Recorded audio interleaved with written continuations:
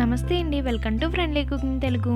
ఈరోజు మనం restaurant style paneer masala ఈజీగా ఇంట్లోనే ఎలా తయారు చేసుకోవాలో చూద్దామండి. స్టవ్ మీద ఒక కడాయి పెట్టుకొని ఒక స్పూన్ నెయ్యి, ఒక టేబుల్ స్పూన్ ఆయిల్ వేసుకోవాలండి.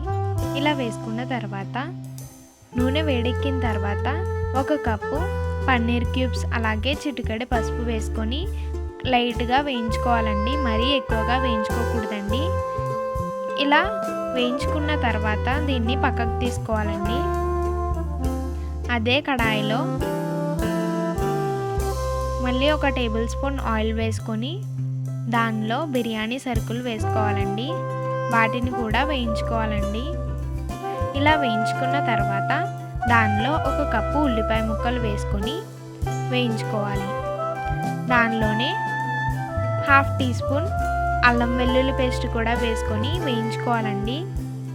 ఈ విధంగా వేయించుకున్న తర్వాత దానిలో ఒక కప్పు టమాటా ముక్కల్ని కూడా వేసుకొని మగ్గించుకోవాలండి.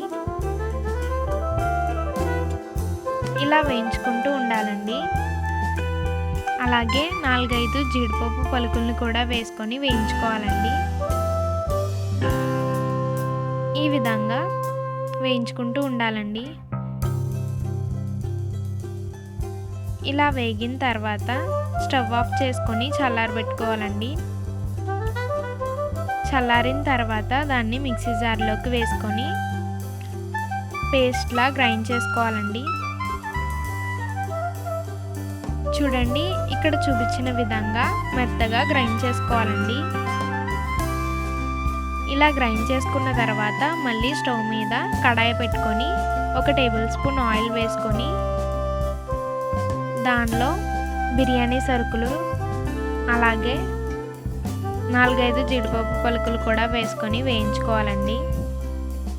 ఇలా వేయించుకున్న తర్వాత దానిలో ముందుగా గ్రైండ్ చేసి పెట్టుకున్న పేస్ట్ని వేసుకోవాలండి. దీన్ని వేయించుకోవాలండి. దగ్గరికి అయ్యేంత వరకు వేయించుకోవాలండి. దానిలోనే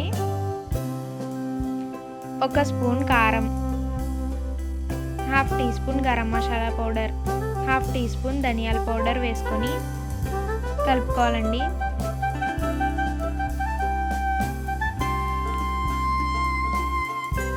ఇలా కలుపుకున్న తర్వాత దీనిలో కొన్ని నీళ్లు వేసుకొని దగ్గరికి అయ్యేంత వరకు, నూనె పైకి తేలేంత వరకు కలుపుకోవాలండి.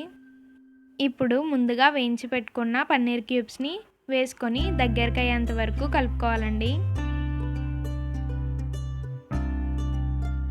ఇలా కలుపుకుంటున్నప్పుడు తగినంత సాల్ట్ని కూడా వేసుకొని దగ్గరికి అయ్యేంత వరకు, నూనె పైకి తేలేంత వరకు కలుపుకోవాలండి. ఈ విధంగా నూనె పైకి తేలి దగ్గరకు అవుతున్నప్పుడు కసూరి మేతిని నలిపి వేసుకోవాలండి. అంతే అండి, రెస్టారెంట్ స్టైల్ పన్నీర్ మసాలా. ఇది చపాతీలోకి, రోటీలోకి అలాగే బిర్యానీతో తింటే చాలా బాగుంటుందండి. పిల్లలు, పెద్దలు ఎవరైనా దీన్ని ఇష్టపడకుండా ఉండలేరు.